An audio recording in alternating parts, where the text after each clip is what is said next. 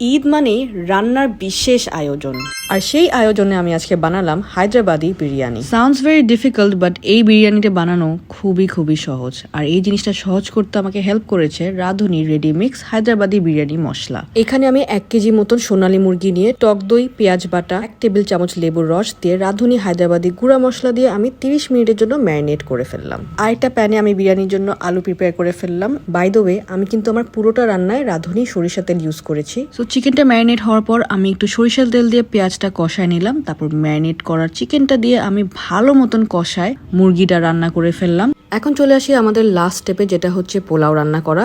আমি চিনি গুঁড়া চাল ইউজ করলাম প্রায় 700 থেকে 800 গ্রামের মতন। চালটা ভালো মতন ভেজে আমি এখানে পানি দিয়ে দিলাম পরিমাণ মতন। আপনারা চাইলে কিন্তু ভাজে মুরগিটা দিয়ে দমে দিয়ে রাখতে পারেন, আমি একবারে দিয়ে দিয়েছিলাম।